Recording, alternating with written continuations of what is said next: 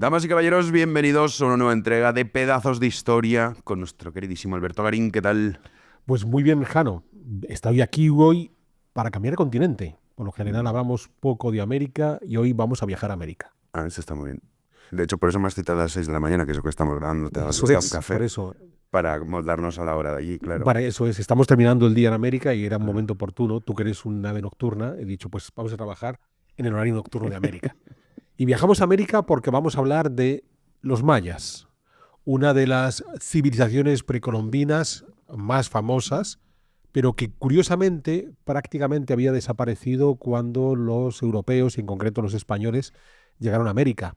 Antes de comenzar a grabar, estábamos comentando con Jano si los españoles llegaron a conocer a los mayas, a estos mayas del mundo clásico, y llegaron a entrar en contacto con la ultimísima etapa, que es la que se situó en la península del Yucatán. Pero no nos vamos a adelantar a los hechos, vamos a centrar la jugada. Entonces, Jano, si me permites, antes de abordar a los mayas, hay que hacer una reflexión sobre ese mundo americano. Porque claro, podemos preguntarnos, ya digo, en el caso de los mayas, que son de las civilizaciones más antiguas, estamos hablando del tercer milenio, ¿qué ocurre? No hay seres humanos viviendo en América hasta ese tercer milenio antes de Cristo, porque en Europa los tenemos y además, recuerda el primer programa que hicimos de Pedazos de Historia fue sobre Jericó, Sí, empezamos. la ciudad más antigua, que ya para el 8000 antes de Cristo funcionaba. ¿Qué ocurre en América? Pues bueno, en América, en principio, los seres humanos llegaron hace 15.000 años, año arriba, año abajo, cruzando el estrecho de Bering. Esta es la teoría más consolidada por parte de los historiadores. Hay quien defiende la llegada de los seres humanos a América mucho antes, incluso hace 30.000 años. Pueda ser, y pueda ser que algunos de esos restos que se han encontrado estén asociados con la presencia de seres humanos en América desde hace 30.000 años. Probablemente no es cierto, son restos mal datados, pero imaginémonos que fuera cierto. Pues de ser así, aquellos que llegaron hace 30.000 años no dejaron descendencia porque durante los siguientes siglos no hay vínculos entre esos supuestos primeros humanos en América y los que ya tenemos consolidados cruzando el estrecho de Bering hace 15.000 años. Imaginémonos que no fueron por el estrecho de Bering, que además cruzaron desde la Polinesia en barcos por el Pacífico. Tampoco importa mucho. En realidad, la historia, la prehistoria de América, desde esos 15.000 años hasta este tercer milenio, que es cuando empezamos a encontrar sociedades consolidadas, en principio en este mundo mesoamericano, incluso con una civilización previa a la de los mayas, de la que vamos a hablar ahora, que son los olmecas. Lo que tenemos que entender, y esto Jano, que viene del mundo de la economía, lo va a comprender perfectamente, es que, claro, era un continente grande, sigue siendo un continente muy grande, llega muy poca gente, con lo cual la capacidad para sobrevivir, para poder alimentarse con los recursos de ese continente americano a un grupo de muy pequeños seres humanos es muy amplia, de modo que la necesidad de dar un salto tecnológico como el que, por ejemplo, podemos encontrarnos en el viejo mundo ya en ese 8.000 antes del presente, 8.000 antes de Cristo, 10.000 antes del presente, cuando empieza a desarrollarse la agricultura, el mundo americano no tuvo esa necesidad porque era un mundo escasamente poblado y con una gran cantidad de terreno en el que poder recolectar los productos necesarios para alimentarse.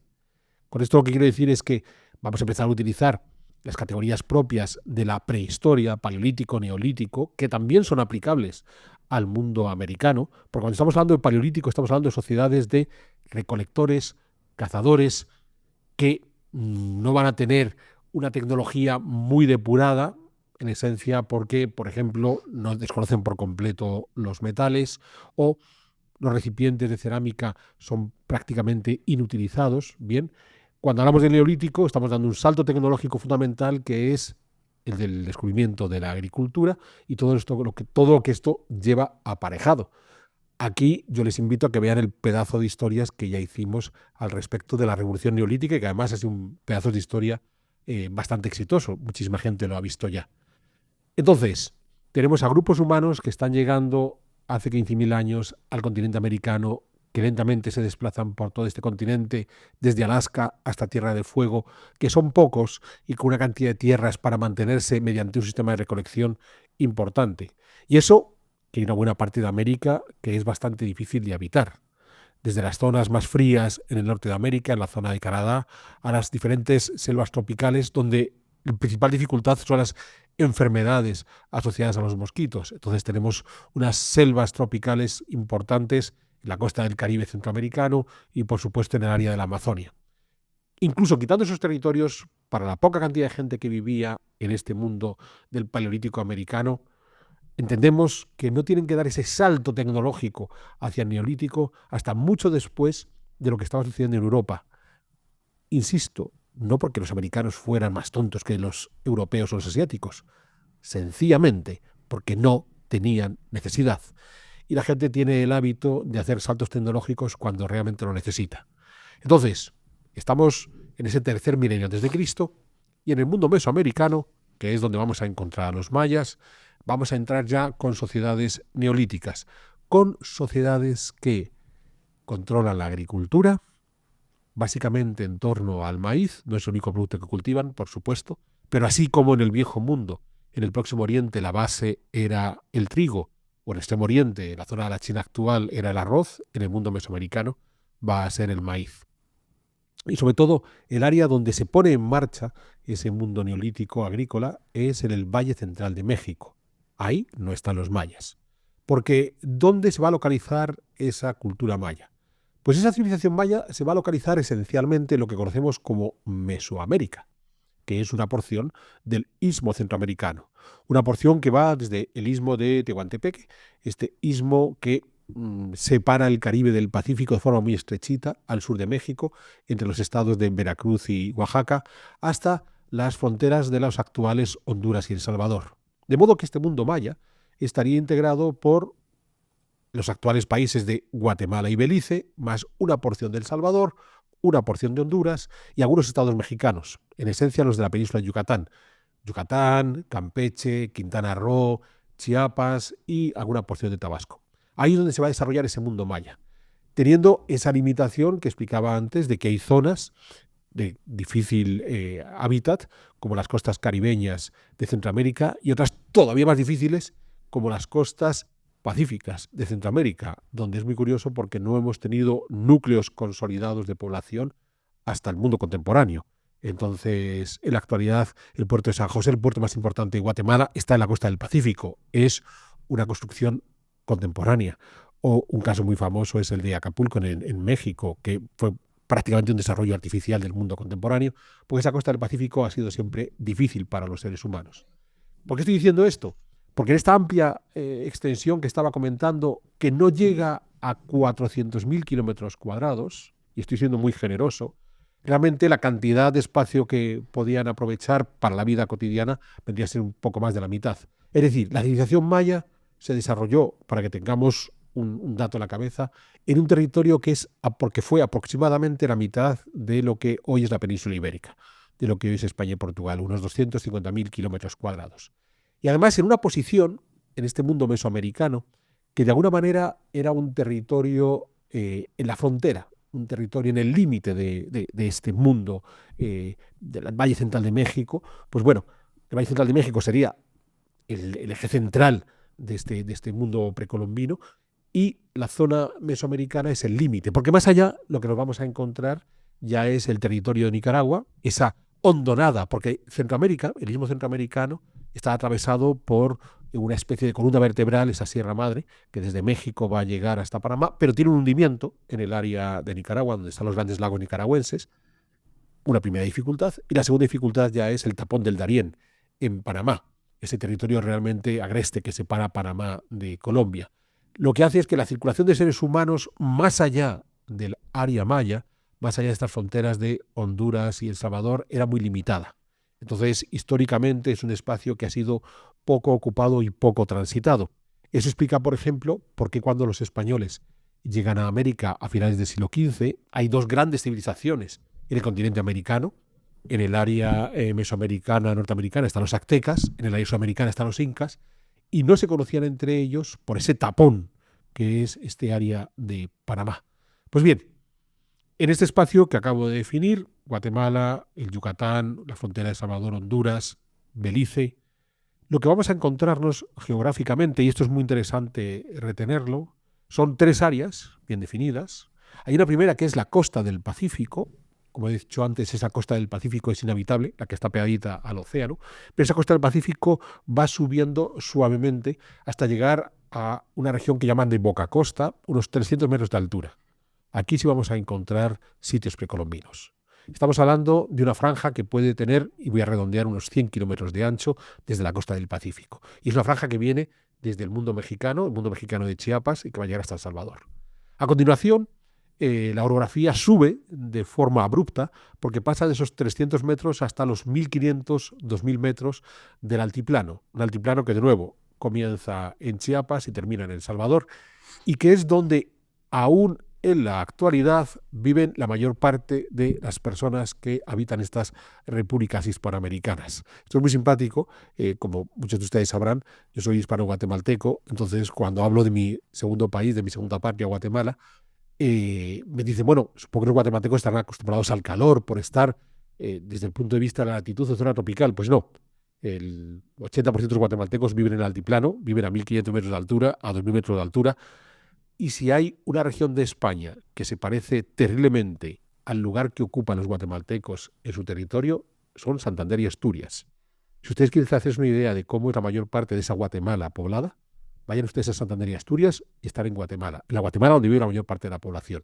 Pues bueno, tenemos este elevadísimo altiplano, que vamos a ver que también desempeña un papel importante en la historia de los mayas, y después ya hacia el norte, caminando hacia el Caribe, hay una gigantesca llanura conocida como las Tierras Bajas, que son esas tierras bajas que comienzan en el Petén guatemalteco y terminan en el Yucatán mexicano, una tercera área fundamental. Pues bien, en todo este espacio hay un elemento geográfico importantísimo, que son las cuencas de los ríos. Los ríos importantes con todos sus afluentes, que son las que van a vertebrar todo este territorio del mundo maya, porque son unos ríos que nacen en el altiplano y que sobre todo se van a desarrollar por tierras bajas. Y tenemos dos grandes cuencas. En la parte oriental tenemos el Motagua, que termina siendo la frontera actualmente entre Honduras y Guatemala, y en la parte occidental tenemos el Usumacinta, que en un momento dado también es frontera, en este caso, entre Guatemala y México. El Usumacinta tiene varios nombres a lo largo de su recorrido, van cambiándolo según donde se encuentran, pero vamos a quedarnos con esta idea del Usumacinta, que de nuevo nace en el altiplano y después de dar un montón de vueltas desemboca en el occidente de estas tierras mayas. Este es el espacio en el que nos vamos a mover. Estos 400.000 kilómetros cuadrados, de los que solamente podían aprovechar 250.000 de kilómetros cuadrados. Decíamos antes, tenemos un mundo paleolítico que en el tercer milenio antes de Cristo logran ya en algunos sectores, y este del Valle Central de México y sus vecinos de Mesoamérica es fundamental, desarrollar la agricultura, entrar en el Neolítico, pero con dos características muy singulares respecto a lo que estaba pasando en el Viejo Mundo, y esto es fundamental entenderlo. La primera, en el Viejo Mundo, y vuelvo a apelar a nuestro programa de pedazos de historia sobre el Neolítico, en paralelo con la agricultura se desarrolló la ganadería. Y se desarrolló la ganadería esencialmente porque en el Viejo Mundo había una serie de animales que pudieron ser domesticados y aprovechados en esa domesticación. Pollos, cabras, ovejas, cerdos, vacas, caballos. Bueno, nada de esto hay en este mundo mesoamericano. De modo que su domesticación es mínima, algunas aves, poco más. Entonces, hay una carencia de la fuerza de la ganadería y, por ejemplo, en este mundo precolombino de los mayas, también de los olmecas, conocieron la rueda, pero la emplearon poco, porque no tenían animales de tiro para poder colocar en los carros. La mayor parte de veces que encontramos ruedas es vinculada a juguetes, porque no pudieron darle ese segundo uso que en el Viejo Mundo sí se pudo llevar a cabo precisamente por la presencia de los animales de tiro. Y la segunda, cuando llegan los europeos, todavía no han desarrollado una auténtica metalurgia. Sí conocían los metales, sí llegamos a encontrar objetos metálicos, sobre todo metales preciosos, oro y plata, la mayor parte de ellos trabajados por percusión, pero no habían dado aún el salto a los otros metales utilitarios. Y esto es interesantísimo, porque claro, una de las ventajas tecnológicas que tuvieron los europeos cuando entran en contacto con los americanos es que los europeos vienen con armas metálicas, armas y armaduras metálicas, aparte de la artillería. Entonces, claro, si yo me pongo a combatir con una espada con filo de metal y el que está enfrente lo que puede hacer es aporrearme con un hacha de piedra, pues es posible que yo tenga una ventaja notable, por muy bruto que sea yo como conquistador. Entonces, dos elementos que distinguen este mundo neolítico mesoamericano del neolítico que podíamos encontrar en el Viejo Mundo. Decía antes, la agricultura se pone en marcha en este área del sur de Norteamérica. Recordemos que México todavía está en Norteamérica. Del sur de Norteamérica y Mesoamérica, en el Valle Central de México, hay una cultura importante asociada a estos inicios del Neolítico, que es la de los olmecas. Y seguro que aquellos que conocen el mundo precolombino recordarán a los olmecas por un tipo de monumentos muy característicos, unas cabezas gigantescas, unas cosas grandísimas, que son propias de estas gentes olmecas. Estos olmecas, en el momento que han desarrollado la agricultura, tienen cierto bienestar que rápidamente les lanza a mejorar sus redes comerciales. Ojo, las gentes del Paleolítico ya hacían intercambios. Esto lo explica muy bien Matt Ridley. Es más, Ridley considera que una de las ventajas fundamentales que tuvieron los seres humanos sobre los otros seres vivos, y sobre esto ya hemos hablado muchas veces, es que los seres humanos intercambiaban todo, productos, personas, ideas, y el resultado es que evolucionamos. Pues bien, con los olmecas, ya neolíticos, ya dominando la agricultura, decía, basada en el maíz, hay otros productos, calabaza, pimientos, frijoles, muy nutritivos ellos, bien. Pues bueno, empiezan a establecer redes comerciales y es entonces cuando van avanzando sobre las tierras mayas, sobre este mundo que comentábamos al principio, del Yucatán, Guatemala, Salvador, Honduras. Y en esa puesta en contacto entre los olmecas un poquito más desarrollados tecnológicamente por un buen dominio de la agricultura y el mundo mesoamericano es cuando se reactiva este mundo mesoamericano. Y se va a reactivar además con ese carácter, digamos, de frontera, hasta el punto de que ya desde este segundo milenio antes de Cristo encontramos ciertas características comunes en el ámbito cultural que nos permite hablar de esa identidad, a lo mejor no podemos hablar maya auténtica, una especie de mundo protomaya, en el que es posible que tengan, pues ya digo, elementos comunes desde alimentación, rasgos culturales, un inicio de cierta mitología, prácticas que les hace identificarse como algo en común, más allá de que se van a enfrentar entre ellos de forma asidua, respecto a los que están llegando desde el área de México. Esto es fundamental porque vamos a ver cómo la historia de los mayas está marcada por esas relaciones con el Valle Central de México. Cuando esas rutas comerciales están activas, tenemos momentos de prestigio del mundo maya. Cuando esas relaciones colapsan las culturas mayas. ¿Por qué digo esto? Porque cuando por fin vamos a encontrarnos un mundo ya neolítico, bien desarrollado, con núcleos de población concentrada en este mundo maya, en lo que es conocido como el periodo preclásico, y voy a redondear las fechas. Y vamos a decir que el mundo preclásico, redondeando mucho las fechas, iría del 1000 a.C. hasta el 1 a.C. Es cuando esas rutas comerciales con los olmecas están plenamente consolidadas y esto es lo que permite ese desarrollo de esos núcleos de población concentrada. Ya es la segunda vez que utilizo ese término, núcleo de población concentrada, dado que somos un mundo agrícola. Esto nos permite tener una cantidad de recursos mayor que la de los recolectores cazadores, lo que hace que nuestro grupo humano crezca, pero además controlamos el territorio de manera diferente, ya no tenemos que ir a buscar el producto silvestre, sino que vamos cultivando. Ahora hablaremos de cómo se cultiva, y es lo que hace crecer. Eso es lo que de forma un tanto abusiva los historiadores y arqueólogos denominan ciudades. Y yo voy a utilizar el término ciudad en este programa, pero siendo muy cuidadoso. Con Jano ya lo hemos hablado alguna vez, la necesidad de ser conscientes de que cuando estamos hablando de ciudad, lo hacíamos en el caso de Jericó, de partida ciudad es un concepto jurídico. Y es un concepto jurídico del mundo clásico, del mundo grecorromano, de comunidad de hombres con igualdad de derechos. Eso es una ciudad, ¿vale? Es cierto que la mayor parte de las ciudades de origen grecorromano se han convertido en gigantescas metrópolis contemporáneas y esto ha hecho que en la actualidad lo que consideramos es que cuando momento que vemos a mucha gente viviendo junta, hablamos de ciudades. Pero ya digo, ahí estamos haciendo un uso un tanto abusivo del concepto de ciudad. Pero es que cuando estamos hablando de ciudades en el mundo precolombino, y en el caso mesoamericano en concreto, tenemos un segundo riesgo. Y es, no solamente no es una ciudad concebida con el carácter jurídico del mundo grecorromano, de comunidad de hombres libres con igualdad de derechos, sino que además la cantidad de población que vivía en las ciudades respecto a lo que en nuestra cabeza hoy son ciudades, es inferior. Pues claro, cuando estamos hablando de ciudades en nuestro mundo contemporáneo, estamos pensando en sitios donde viven cientos de miles o millones de personas. Y si en nuestro mundo contemporáneo vamos a un sitio donde viven 2.000 o 3.000 personas, hablaríamos de un pueblo.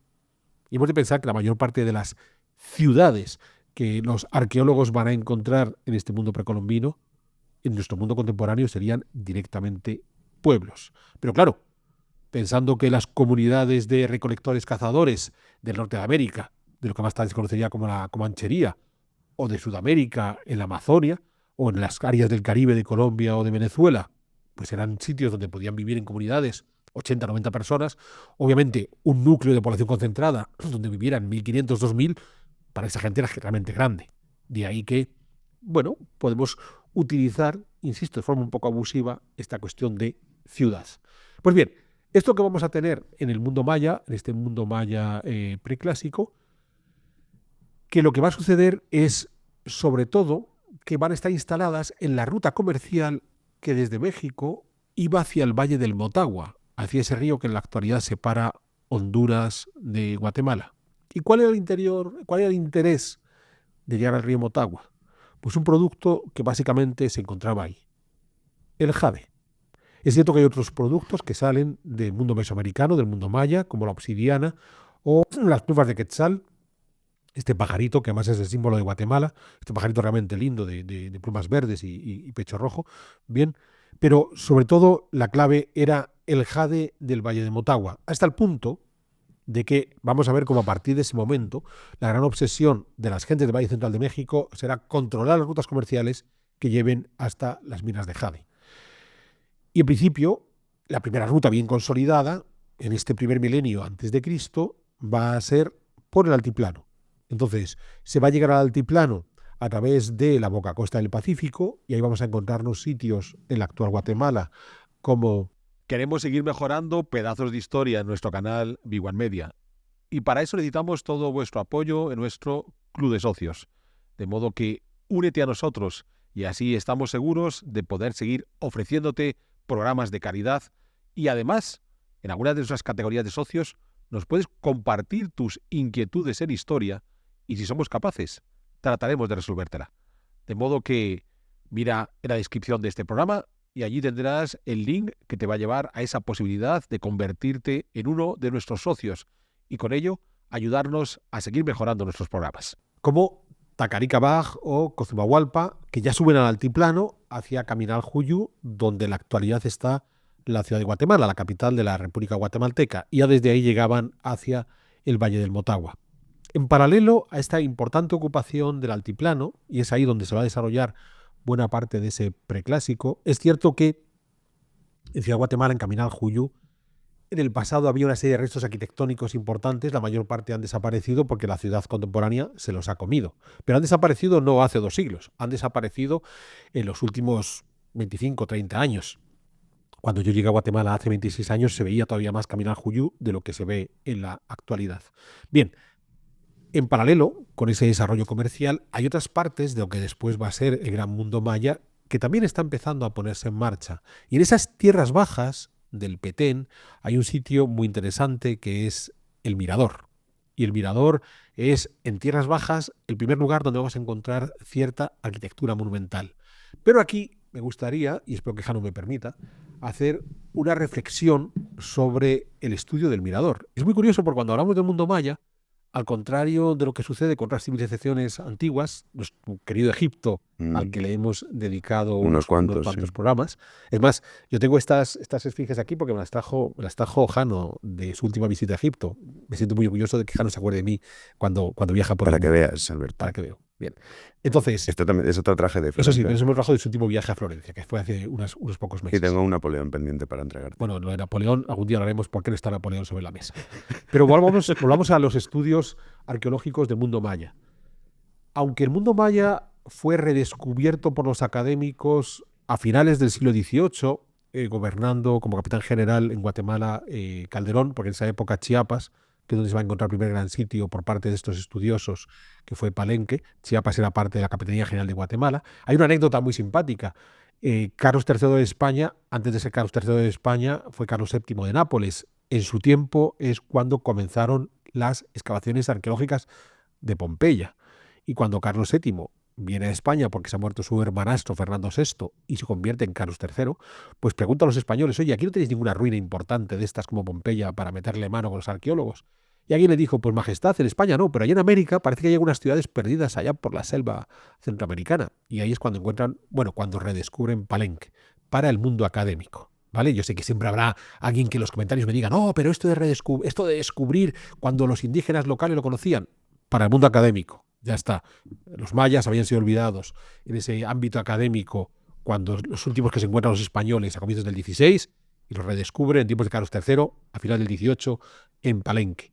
Pues a pesar de eso, y a pesar de que los grandes sitios mayas posteriores a Palenque, lugares como Tikal, en Guatemala, o como Copán, en Honduras, ya podían ser conocidos a mediados del 19, hay muchos sitios arqueológicos que se están conociendo desde mediados del siglo XX y todavía en la actualidad se siguen encontrando.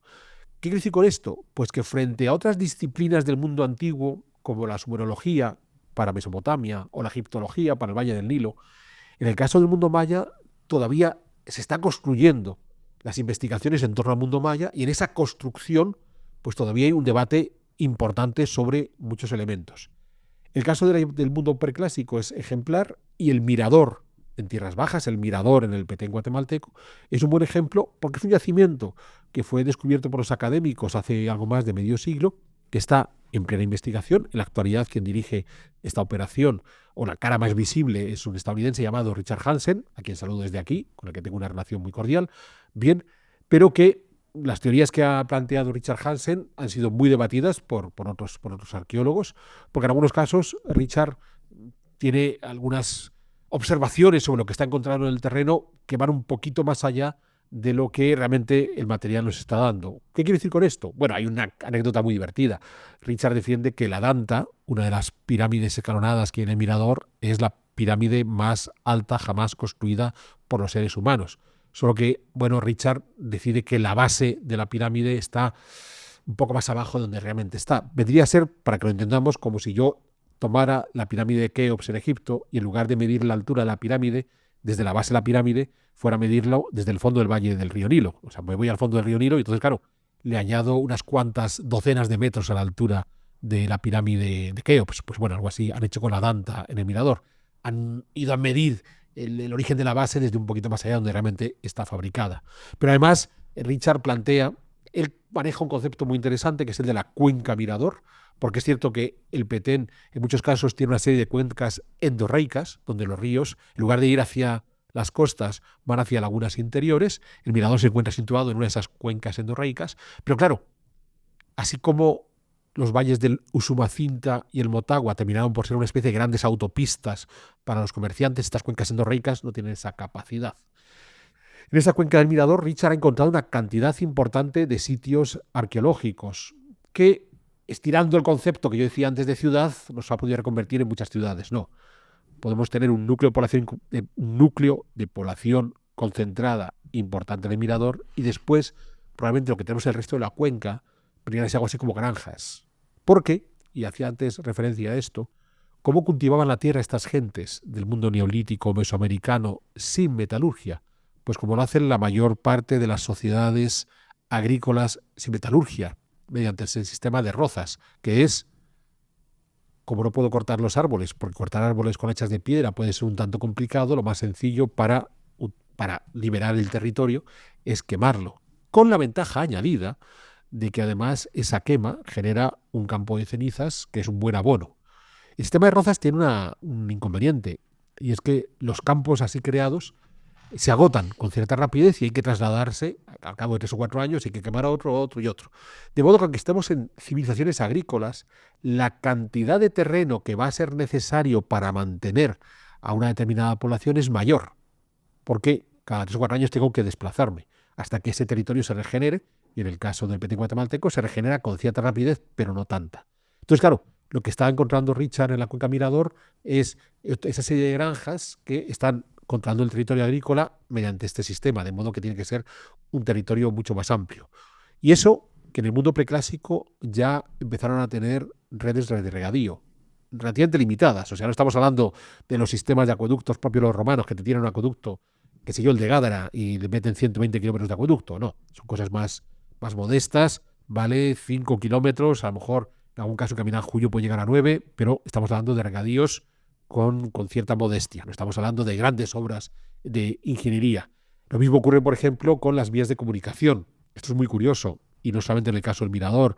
Yo lo he visto en restauraciones de otros sitios precolombinos, donde es muy curioso cuando el arqueólogo encuentra la impronta de por dónde pudo ir una vía precolombina, es decir, una vereda precolombina en la que caminaban, pues se protege, consolidando a base de colocar hoy lajas de piedra para que el turista pueda circular por encima donde estaba la vía tradicional, solo que en muchas ocasiones no te indican que lo que estás caminando es una vereda restaurada y en muchos casos ampliada respecto a lo que realmente el arqueólogo encontró.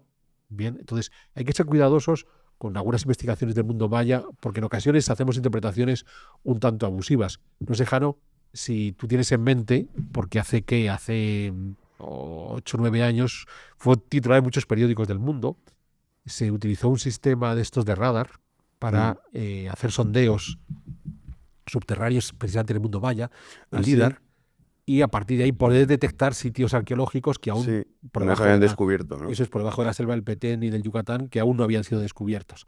Lo curioso del sistema LIDAR es que en efecto es capaz de detectar cambios en la superficie asociados a la presencia de muros por la densidad respecto a estas operaciones de radar, o fosas donde la densidad es menor a lo que hay alrededor.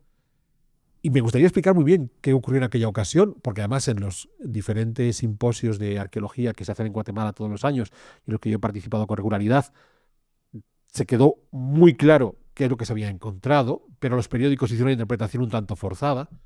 Se llegaron a encontrar hasta 70.000 estructuras arqueológicas, gracias al LIDAR, 70.000 estructuras arqueológicas en diferentes lugares del Yucatán y del Petén. 70.000 estructuras arqueológicas no son 70.000 sitios arqueológicos. Un sitio arqueológico está constituido por numerosas estructuras. Entonces pensemos, qué sé yo, la Acrópolis de Atenas. Entonces uno sube a la Acrópolis de Atenas y hay varios templos. Está el pórtico, los propileos, está el Partenón, está el templo de las Cariátides. Bien, cada uno de esos es una estructura. Entonces, claro, si nosotros agarramos el conjunto de la Acrópolis de Atenas, pues a lo mejor, desde el punto de vista arqueológico, tenemos 50, 60, 100 estructuras. Y si encima hilamos fino, ¿vale? Y qué sé yo, estamos ante sociedades de recolectores que lo que hacen es plantar tiendas de campaña y cada palo que metes en la tierra para sujetar la tienda es una estructura arqueológica, cada uno de estos agujeros que ha dejado el palo, pues entonces, claro, una tienda de campaña a lo mejor es el resultado de reunir 12 o 15 estructuras arqueológicas. Entonces, 70.000 estructuras arqueológicas no son 70.000 sitios arqueológicos, son estructuras arqueológicas que a lo mejor cada una de varias de ellas reunidas forman un sitio arqueológico. Y no hemos encontrado 70.000. A lo mejor hemos encontrado 100, 120 sitios arqueológicos. Pero vamos más lejos. Es que en los titulares de periódico hubo un momento en que las 70.000 estructuras arqueológicas se convirtieron en 70.000 sitios y los 70.000 sitios en 70.000 ciudades. Hay titulares de periódicos, ¿eh? Claro, es muy divertido porque todo este debate en los periódicos, siempre puede haber un periodista que no sea fino a la hora de consultar sus datos y entonces se le va la mano.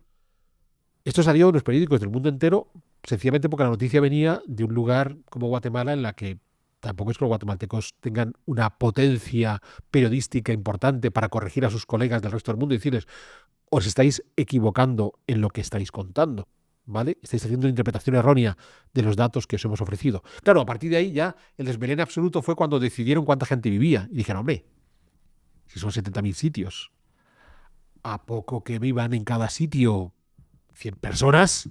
Pues claro, vamos, nos plantamos en 7 millones de habitantes. Entonces, claro, de repente resultó que el Petén guatemalteco está más poblado que cualquier ciudad china contemporánea. No, piensen en aquellos titulares. Es un ejemplo de cómo la investigación arqueológica maya en ocasiones no está aún lo suficientemente afinada como para que podamos poner estos titulares en los periódicos y la gente lo consuma sin ninguna objetividad. De preguntarse: ostras, ¿tendrá razón el periódico de que hay 70.000 ciudades que le ha parecido golpe? ¿Será posible que en unos territorios como el Petén contemporáneo, donde hoy, con nuestros sistemas de distribución de alimentos, viven unas cuantas decenas de miles de personas, vivieran hace 3.000 años 7 millones de personas? ¿De qué vivían?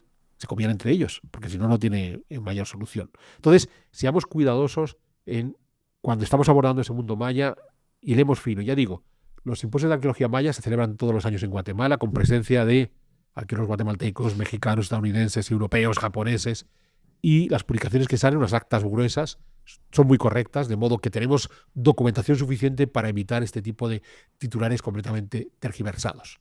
Pero volvamos a la historia del mundo maya. Entonces teníamos una ruta comercial que va a desarrollarse sobre todo por el altiplano y un comienzo de ocupación importante en tierras bajas, teniendo al Mirador como un primer ejemplo, aunque bastante menos destacado, bastante menos poblado, bastante menos exitoso de lo que nuestro amigo Hansen quiere hacernos ver. Pues este mundo preclásico, en torno al año 1 a.C., entra en crisis. ¿Y por qué entra en crisis? Pues entra en crisis porque los olmecas, que eran los que estaban activando el comercio hacia estas regiones, entran en crisis. Y entran en crisis porque hay una nueva cultura que está forjándose en el Valle Central de México, que está rivalizando con los olmecas, y fruto de esa rivalidad los olmecas tienen que descuidar sus rutas comerciales, sobre todo las más extremas, las que se están llevando a Mesoamérica, y esa cultura que se está desarrollando en el Valle Central de México es Teotihuacán, los teotihuacanos. Yo no sé, Jano, si tú has estado en México alguna vez. No tengo el gusto. Pues bueno, aparte que Pero ahí México es un país realmente precioso y los mexicanos son una gente encantadora. Ciudad de México es una ciudad muy interesante, además de muy grande. Pues no muy lejos de Ciudad de México está este sitio arqueológico precolombino de Teotihuacán, que es, con diferencia, el sitio precolombino más grande que uno puede encontrar por toda América.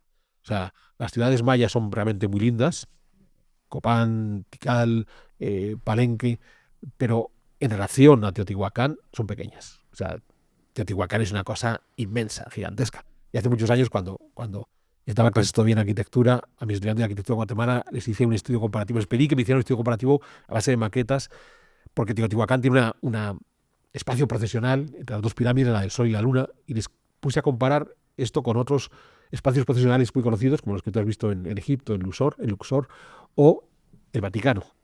Y era espectacular. O sea, el Vaticano era una cosa minúscula, los egipcios un poquito más grande, y Teotihuacán era brutal. Era de dimensiones gigantescas.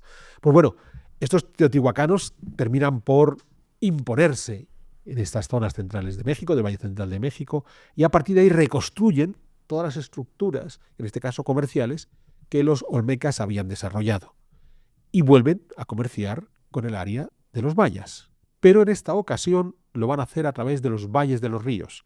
Y es ahora cuando el Usumacinta, con todos sus derivados, y el Motagua se convierte en esto que yo mencionaba antes de las autopistas comerciales del mundo maya en relación con Teotihuacán. Entramos así en el llamado periodo clásico de la cultura maya, que de nuevo, redondeando mucho los números, iría desde el 200 hasta 900 después de Cristo.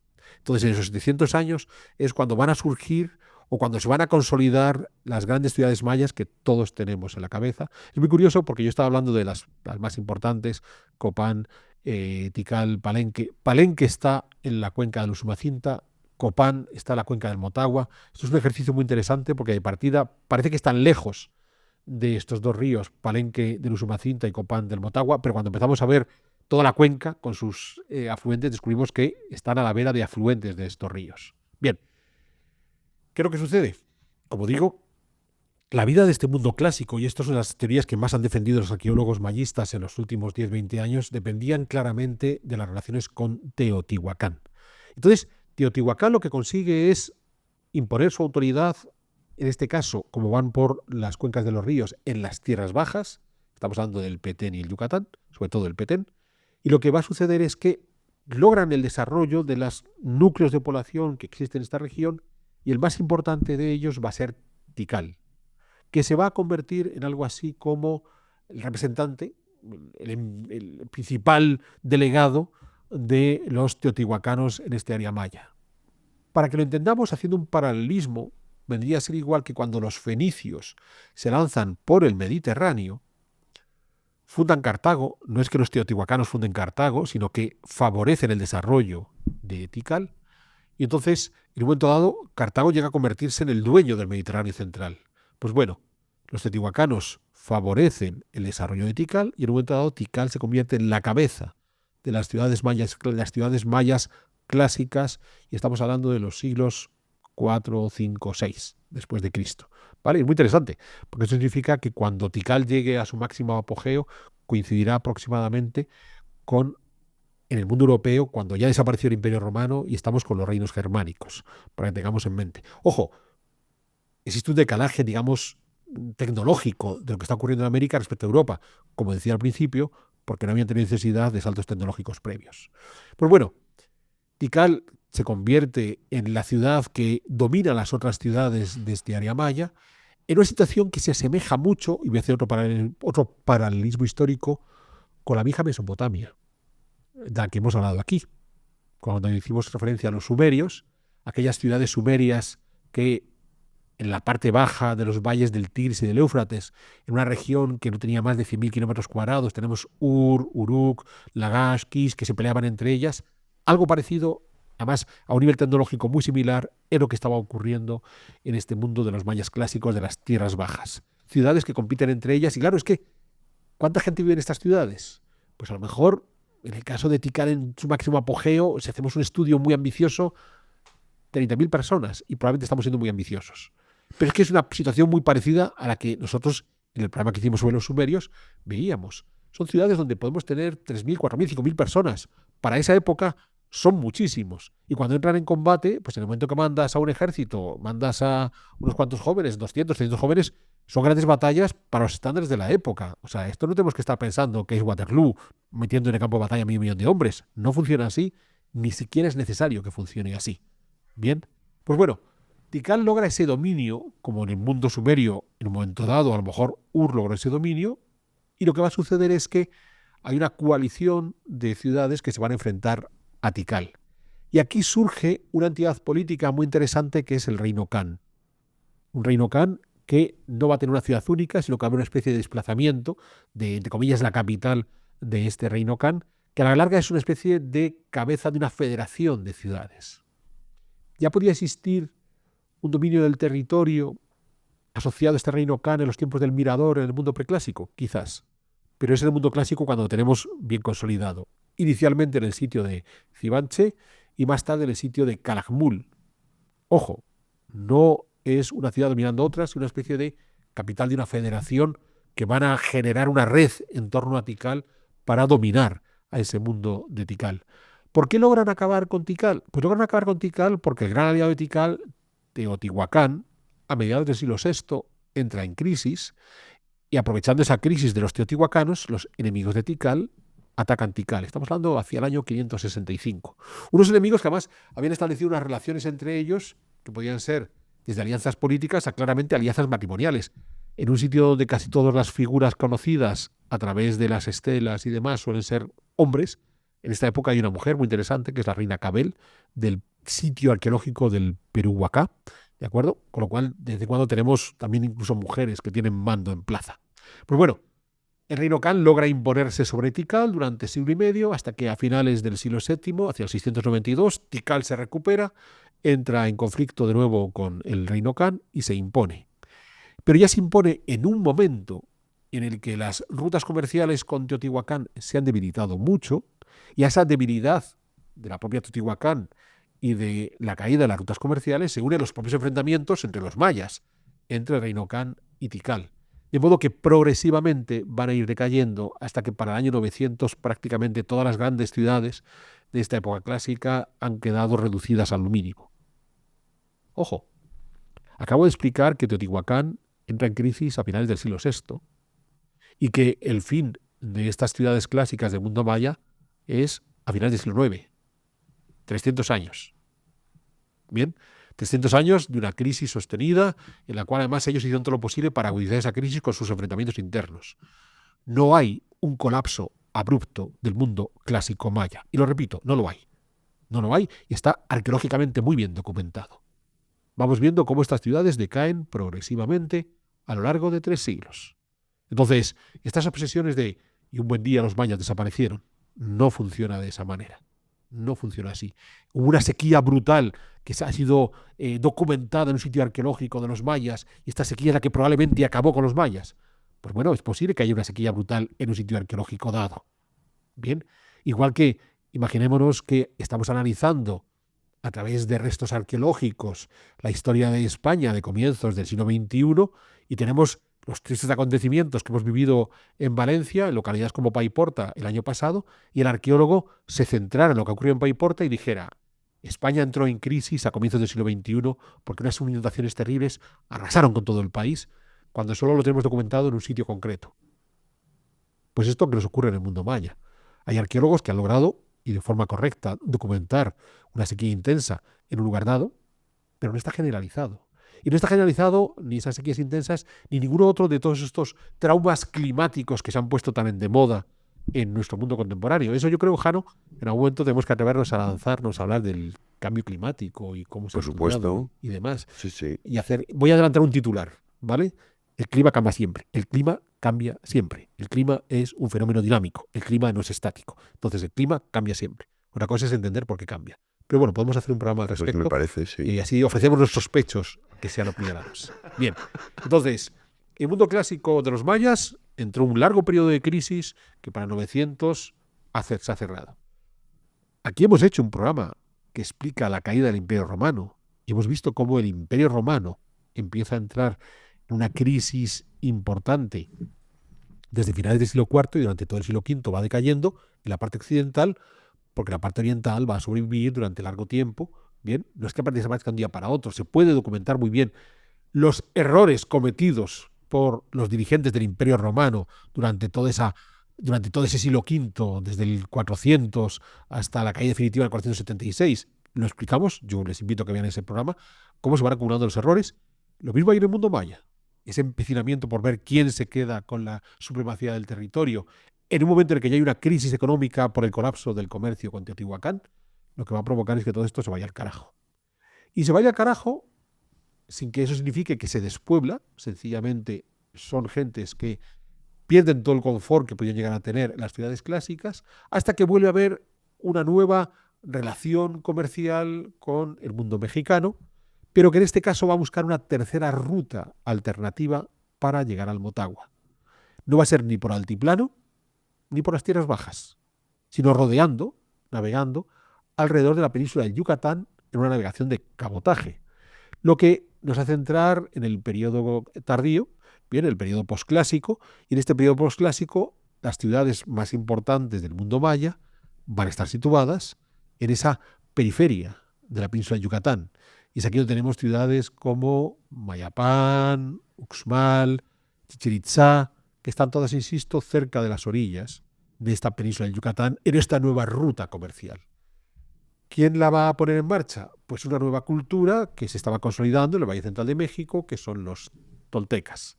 Es curioso, porque los toltecas empiezan a llegar hacia este área del Yucatán y se mezclan con los autóctonos, ¿de acuerdo? Con los que habían quedado, con aquellos mayas que habían quedado en las ciudades clásicas, a partir del 1000, del 1100. No son los únicos pueblos que van a llegar a las viejas áreas mayas desde México. En torno al 1200 hay unas oleadas de otros pueblos que en lugar de ir a la nueva ruta comercial importante de cabotaje por el Yucatán, vuelven a la vieja ruta del altiplano.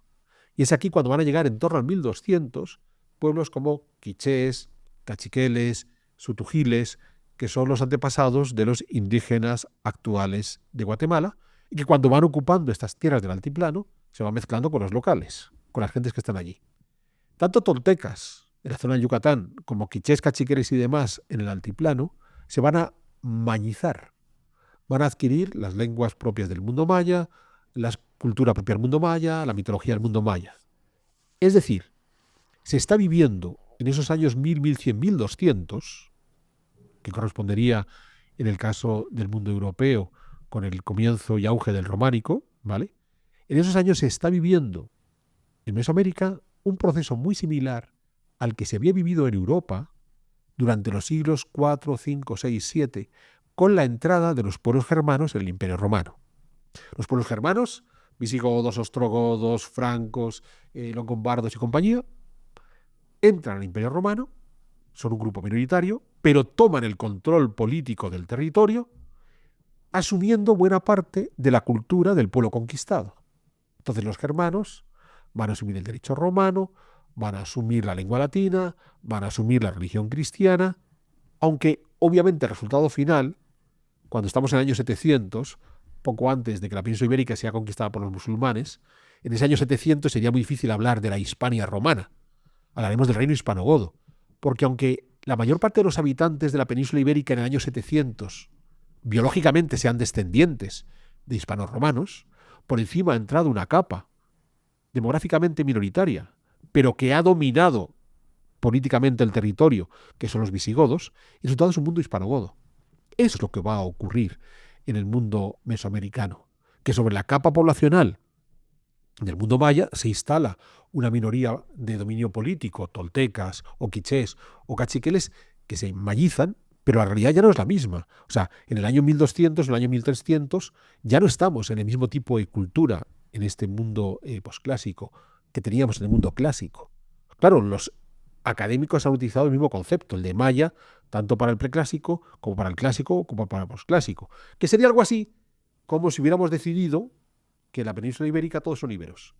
Y hay un íbero preclásico antes de los romanos, un ibero clásico en la época de los romanos y un ibero posclásico en la época de los germanos.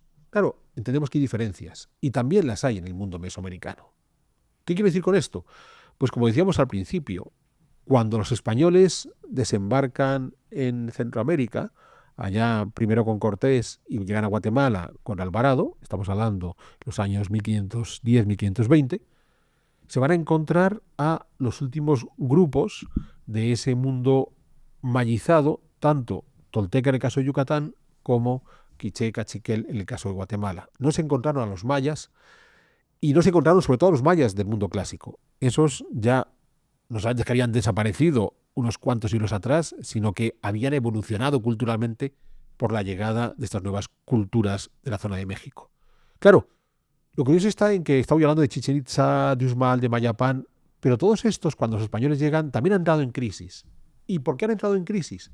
Pues han entrado en crisis porque en el Valle Central de México se ha puesto en marcha un nuevo cambio cultural, hay una nueva cultura que está dominando el territorio, los aztecas, y sé que el término azteca pues no es del todo correcto, sería más prudente hablar de mexica, pero para tenerlos todo claros, los aztecas que han puesto fin a toda la estructura que habían establecido los toltecas, que están rehaciendo las rutas.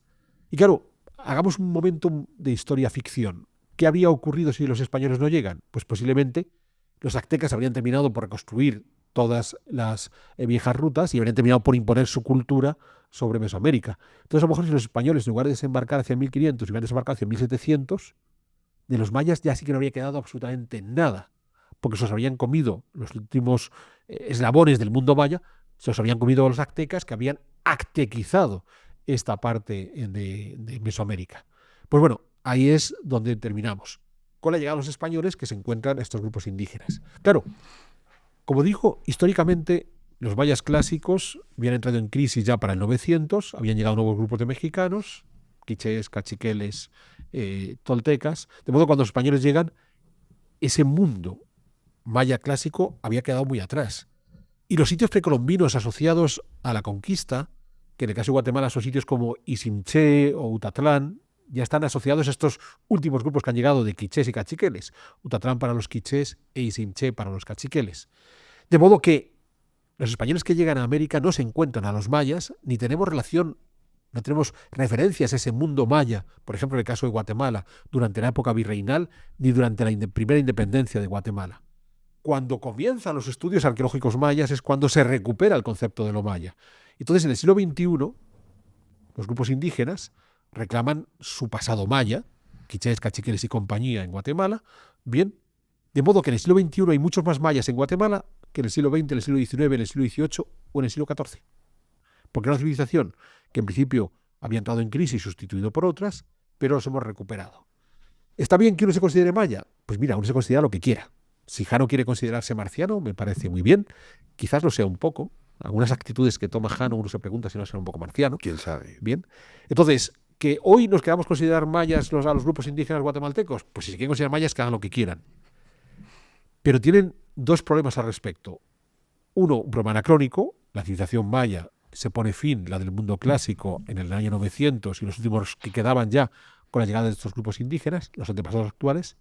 Y dos, si de repente un quiché de hoy decide que él es solamente maya y reclama, por tanto, la cultura que desapareció en el 900, está haciendo tabla rasa de los últimos 1200 años de su historia. Está diciendo, mira, yo reclamo a mi tatarabuelo, que era el maya. A todos los demás reniego de ellos. O sea, reniego de mi padre, de mi abuelo, de mi bisabuelo, bla, bla. Claro, eso es muy triste. Y es un tipo de cosas que no entendemos. O sea, cuando uno reniega, ¿cómo puedes renegar de tus padres y de tus abuelos? Cuando uno considera que todos tus antepasados en los últimos 1000 años fueron los pringaos, porque no eran los mayas que hicieron Tikal, o que hicieron Palenque, o que hicieron Copán, y por tanto tengo que rechazarlos, chico, tienes un problema. Y tienes un problema psicológico grave. De considerar que solo puedo sentirme vinculado a un señor que vivió hace 1000 años y que lo demás no existe. Entonces, claro, el problema no es que tú te consideres maya, que me parece perfecto que te consideres lo que quieras. El problema es que no te des cuenta que en el momento cuando consideras maya, estás denigrando a todos tus antepasados en las últimas 50 generaciones, No está lo mal. cual es un flaco favor para tus antepasados. Yo personalmente, con sus muchos errores, me siento muy orgulloso de mis padres o de mis abuelos o mis bisabuelos. Bien, y con sus muchos errores, porque claro, nuestros abuelos, por ejemplo, hicieron una guerra civil, pero a pesar de todo, estoy seguro que podemos rescatar muchas virtudes de nuestros abuelos. Pues bueno, señores, reclámense mayas si les parece muy bien. Sean conscientes que lo que están haciendo a cambio es rechazar, denigrar a sus antepasados en unas cuantas generaciones. Y hasta aquí lo que quería contar hoy sobre los mayas. Pues oye, muy interesante, Alberto. Muchas gracias. No sé Una si vez la más. jugada ha sido bien centrada. Bien. Sí, yo creo que sí. Bueno, a mí me gusta mucho. Pensemos- Que juzguen nuestros espectadores. Pensemos que estamos en la más antigua de las conocidas civilizaciones precolombinas, no la más antigua, pero sí la más conocidas. Las otras dos, aztecas e incas, ya los españoles las encontraron, estos sí, combatieron contra los españoles. Bueno, pues ahí queda este pedazo de historia sobre los mayas, que habrá que volver a escuchar a más de una ocasión, porque son muchos nombres. Y algunos raros. Entonces, sí, para no decir Bien. todos. Bien. Así que... Entonces, bueno, ahora que terminemos de grabar, repetiremos con Jano, le diré que repita Cozumawalpa varias veces hasta que lo interiorice. En cualquier caso, a todos ustedes les agradezco una vez más que nos hayan acompañado en Pedazos de Historia. Por supuesto, les invito a que formen parte de nuestro club de socios, y la mejor forma de apoyarnos y que podamos seguir produciendo. Y no me queda más que emplazarles a una siguiente edición de Pedazos de Historia.